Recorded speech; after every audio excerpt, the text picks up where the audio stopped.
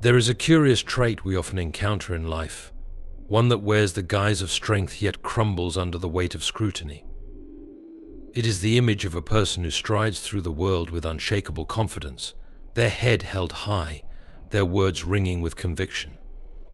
At first glance, we might be tempted to admire them, to believe they have unlocked the secret to self-assurance. But if we look closer, if we dare to peer behind the mask, we see something quite different. This kind of confidence is not built on solid ground. It does not arise from the quiet strength of knowing one's worth or the steady peace of a clear conscience. No, this confidence is a performance, a mirage conjured to conceal an inner frailty.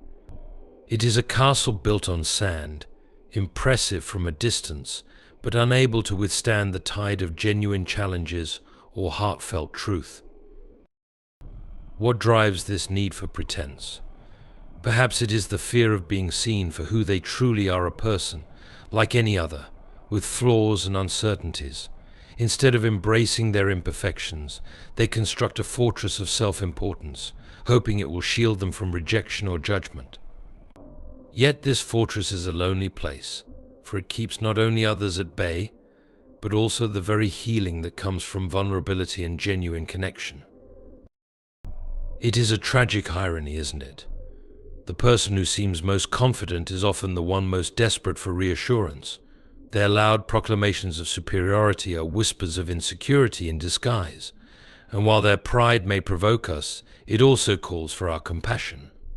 For who among us has not, at some moment, worn a mask to hide our fears? Let us then approach such individuals not with scorn but with wisdom and grace. Let us be wary of their pretense while remaining steadfast in our own authenticity. For it is not the illusion of confidence that transforms the world, but the quiet courage of those who dare to be real, who dare to be humble, and who dare to be themselves. True greatness is never loud, never insistent on being seen or acknowledged. It does not demand the spotlight, nor does it thrive on applause. Instead, it is like a seed planted deep in the earth, unseen, quiet and patient. It grows not for the sake of recognition, but because it must, because that is its nature. Those who carry true greatness often go unnoticed, for their strength is not in their words but in their deeds, not in their appearance but in the substance of their character. They do not strive to make others feel small, rather, they lift others up, seeing the worth in every soul they encounter. They do not clamor for praise because their sense of self is not tied to the opinions of others. How different this is from the narcissist, who seeks greatness not by serving but by elevating themselves. For them, life becomes a performance, and others are merely the audience. Yet their efforts are hollow, for greatness that must be declared is no greatness at all. It is like a flower made of paper, bright in appearance, but lacking the fragrance and life of the real thing. Humility, on the other hand, does not draw attention to itself, and yet it possesses a strength that nothing can shake. It is the strength to acknowledge one's limitations, to seek wisdom, and to act with integrity even when no one is watching. Humility does not seek to be first, and yet it leads. It does not demand respect, and yet it earns it. So, let us not be deceived by those who proclaim their own greatness. Let us instead look for those who quietly make the world better, who build rather than boast, who serve rather than demand. For in their humility, we see the truth of what it means to be truly great. And in aspiring to their example, we may find the path to our own quiet strength, a strength that does not fade with time or wither under scrutiny, but grows deeper and richer with every passing season. There is a peculiar kind of charm that some people wield, a charm so effortless and captivating that it can almost seem magical. Their words flow like a melody, their presence commands attention, and their laughter lights up the room. We are drawn to them, perhaps even enchanted, as if caught in the glow of something extraordinary. And yet, this charm, for all its brilliance, is not what it appears to be. Charm, in its truest sense, is a gift, a means of creating connection, offering kindness, and bringing joy to others. But there are those who use it differently, who turn this gift into a tool, wielding it with precision to serve their own desires. They charm not to uplift but to control, not to share but to take. It is a weapon disguised as a treasure, and those who fall under its spell often do not see its edge until it is too late. How easy it is to confuse such charm with genuine warmth, to mistake manipulation for affection. For the person who uses charm as a tool is a master of illusion. They know just the right words to say, just the right gestures to make, to win your trust and admiration. But beneath the surface lies an agenda, and their relationships become a means to an end rather than an exchange of true care and understanding. And so, let us be discerning in the face of charm. Let us enjoy its light without being blinded by it. Let us ask ourselves not just how someone makes us feel, but what they leave behind. Do they sow seeds of kindness and trust, or do they leave others diminished and unsure? True charm builds bridges, it does not erect thrones. True charm gives freely, it does not demand loyalty in return. May we learn to recognize the difference, not to become cynical, but to walk wisely, offering our hearts to those who prove through their actions, not just their words, that they are worthy of our trust. For in doing so, we protect not only ourselves but the sacredness of connection, ensuring that it remains a bond of truth and not a web of manipulation. There is a hunger that gnaws at the soul, a thirst that no well can quench. It is not a hunger for food or drink, nor even for the tangible comforts of life. It is a hunger for validation, a yearning to be seen, admired, and praised. This hunger, when left unchecked, can drive a person to extraordinary lengths, shaping their words, their actions, and even their very identity. Those who are consumed by this need may appear confident and self-assured, as if they have found some secret source of strength. But their endless pursuit of admiration reveals the truth. Their sense of worth is as fragile as a candle in the wind, flickering with every passing breeze of opinion. They may achieve fleeting moments of satisfaction when the applause rings loud, but it is never enough.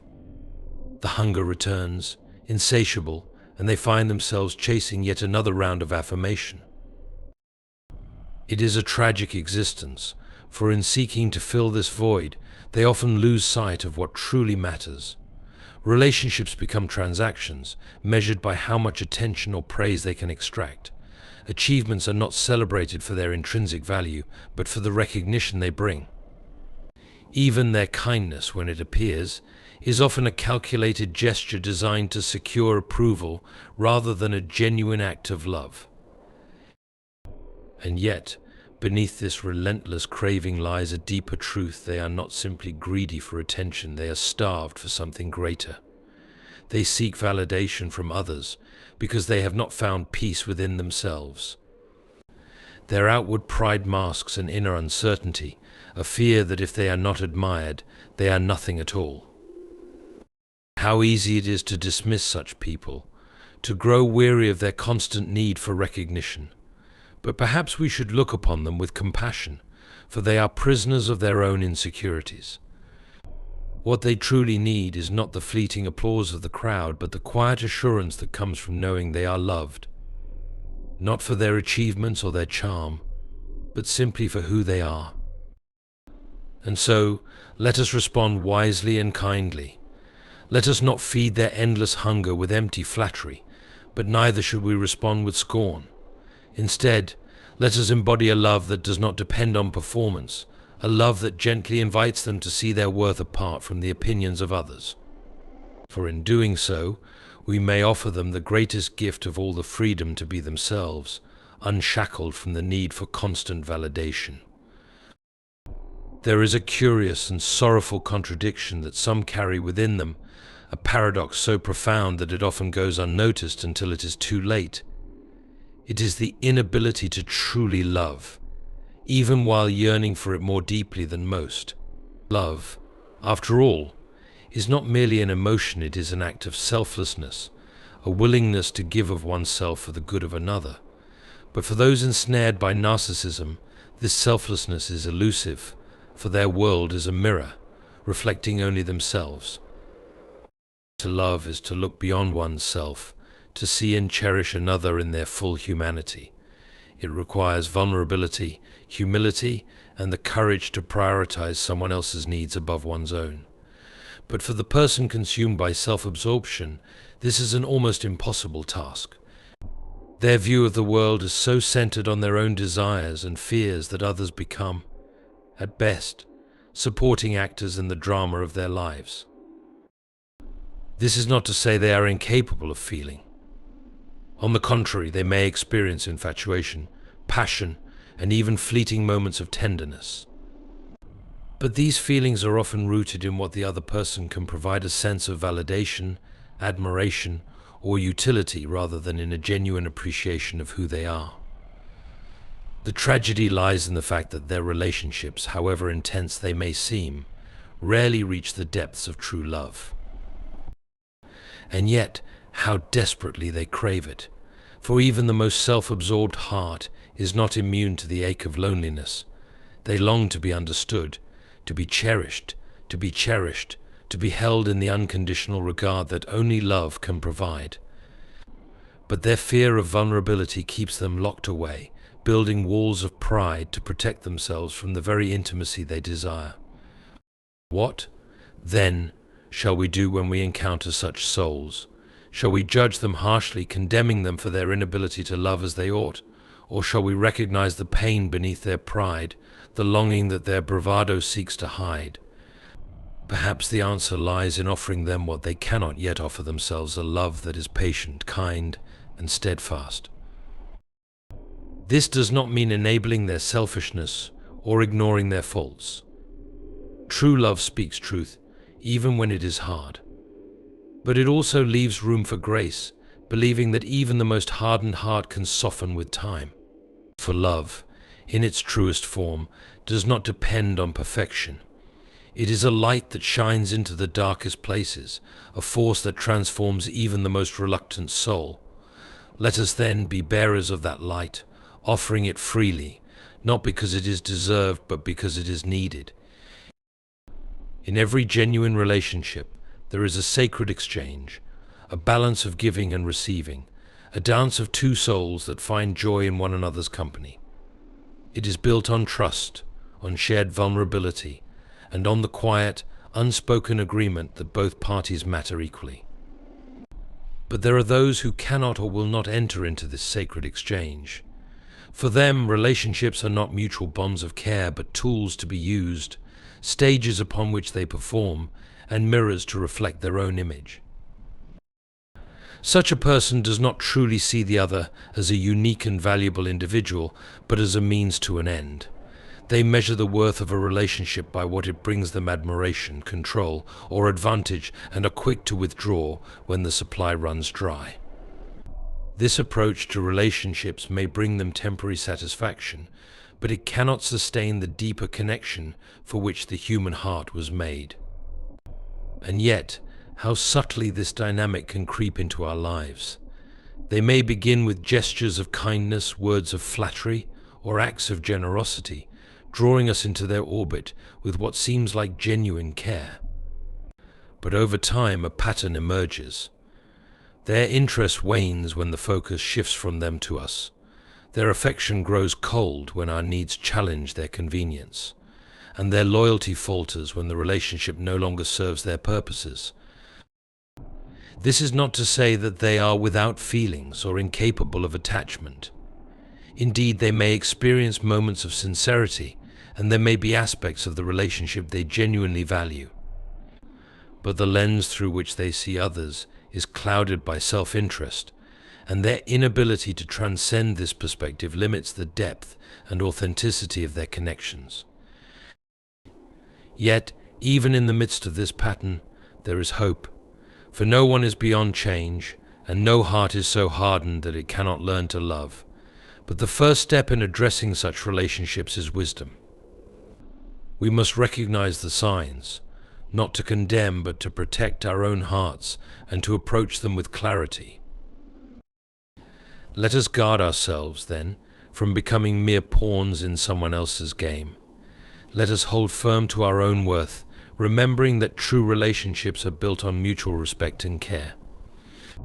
At the same time, let us also extend grace, for those who treat relationships as tools often do so out of fear, insecurity, or pain. And perhaps, by offering them an example of what real connection looks like, we may plant a seed of change that takes root in its own time. For relationships are meant to be a reflection of love itself, selfless, enduring, and whole. And while we cannot force others to see this truth, we can live it out ourselves, becoming living witnesses to the beauty and power of genuine connection. There is a strange and poignant truth about those who construct their lives around the illusion of invulnerability. On the surface, they may appear strong, unyielding, and certain of their place in the world. They build walls of pride and self-importance, presenting a facade of unassailable confidence. But if we could peer behind that facade, we would find not strength but fragility, a spirit that trembles under the weight of its own defenses. The person who projects an image of perfection often does so not out of arrogance but out of fear. They fear being seen for who they truly are, flawed, uncertain, and like all of us, in need of grace. To admit such things would be, in their minds, a kind of defeat, a vulnerability they are unwilling to bear. And so they craft a mask, not realizing that this mask, meant to protect them, is also the thing that isolates them. It is a lonely way to live, always guarding oneself against the possibility of rejection, always striving to appear more than human in a world that was made for the wonderfully imperfect. This fear of being exposed drives them to great lengths to dominate conversations, to seek constant praise, and to dismiss or belittle those who might challenge their carefully constructed image. Yet, in their relentless effort to appear invincible, they reveal their greatest weakness, a desperate need for validation. What a tragedy it is to carry such a burden, to be imprisoned by the very walls one builds for safety. For true strength does not come from pretending to be untouchable. It comes from embracing our humanity, with all its flaws and fears, and finding the courage to grow through them. True strength allows for vulnerability, for it knows that to be loved as we are fully seen, yet fully accepted, is the greatest power of all. And so, when we encounter someone who seems impenetrable, let us not be deceived by their outward display. Let us look with compassion on the fragile heart hidden within. For their pride is not a sign of true confidence, but a cry for security in a world they find threatening. This does not mean excusing their behavior or ignoring the harm it can cause. It does mean, however, that we respond with wisdom and kindness, holding them accountable without crushing the hope that they, too, can change. For if we can see beyond their walls, perhaps we can offer them a glimpse of what lies on the other side: freedom, connection, and the profound peace of being loved for who they truly are. Let us, then, strive to live without such walls ourselves, showing by our own example that life is richer, fuller, and infinitely more beautiful when we embrace our vulnerability. For it is in our imperfections that the light of grace shines most brightly, illuminating not only our own hearts, but the hearts of those still searching for their way. In a world that often rewards appearance over substance, it is all too easy to fall into the trap of judging others based on their outward behavior. We see the narcissist's actions, their self-centeredness, their need for admiration, and their efforts to manipulate, and we assume that we understand the whole of their character. But this is the great danger of superficial judgment. We fail to see the person beneath the surface, the soul that is still capable of change and growth, despite the ways they may act. It is tempting to view such individuals as completely defined by their flaws, to write them off as lost causes or as enemies to be vanquished. But the truth is far more complex. Behind the arrogance and pride lies a deep, often unacknowledged hurt, a fear of being unworthy, a vulnerability they have learned to bury under layers of self-importance. The narcissist is not born with an insatiable need for validation. It is cultivated by wounds, by experiences of neglect, rejection, or shame that they have never learned to confront. We must recognize that narcissistic behavior is a defense mechanism, a way of protecting a fragile sense of self from the harsh realities of the world. This is not to excuse their behavior or to allow them to cause harm, but it is to understand that beneath their arrogance is a person imperfect, yes, but still a person who may not know how to be loved or how to love in return. This is where compassion enters.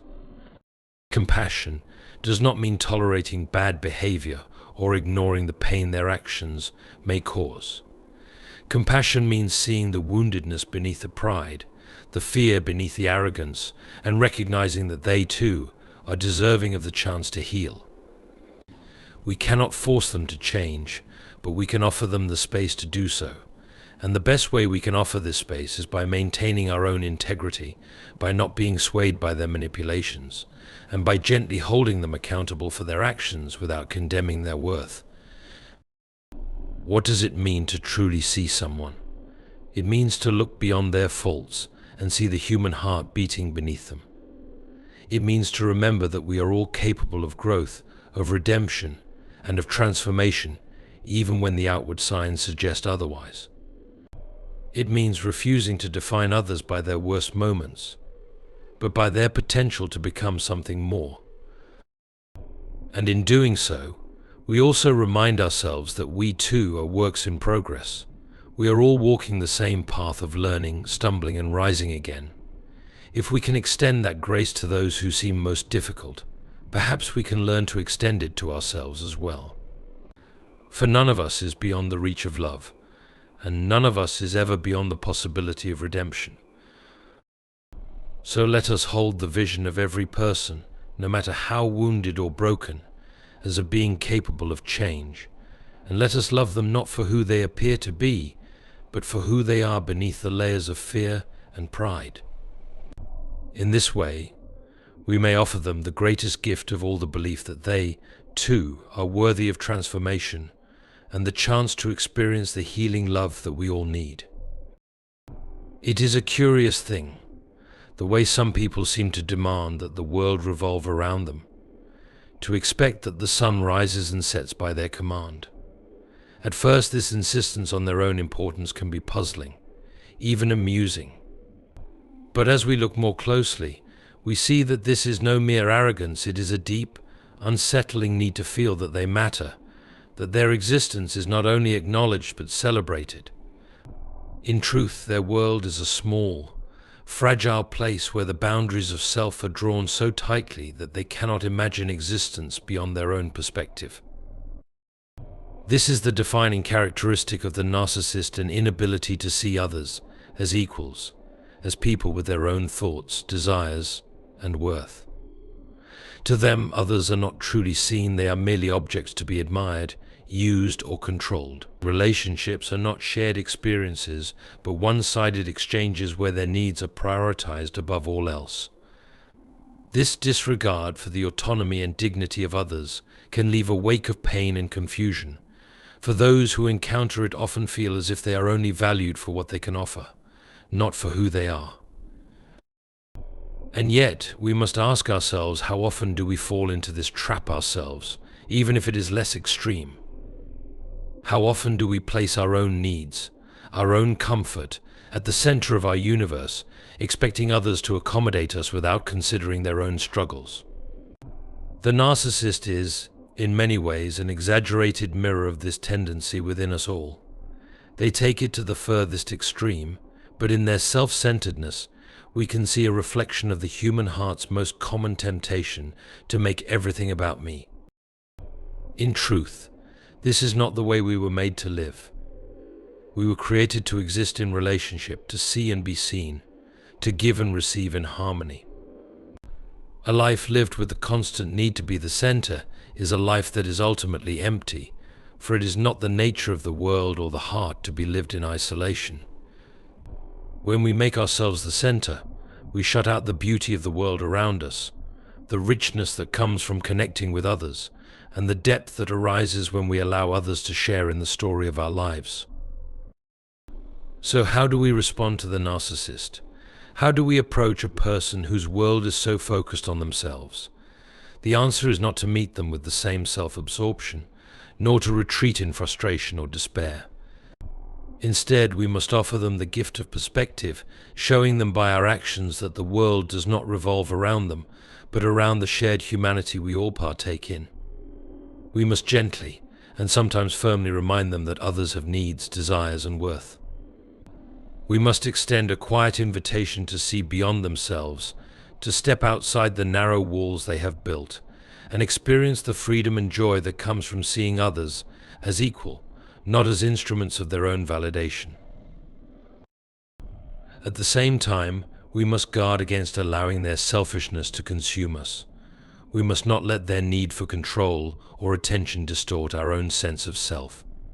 We must hold firm to our boundaries and our own worth, offering them love and respect, but never at the expense of our own dignity.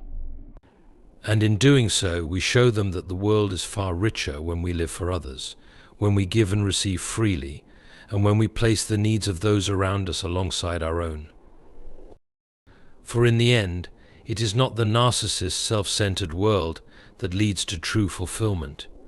It is the world where we see each other, where we embrace the shared beauty of existence, where the needs of others are seen and valued.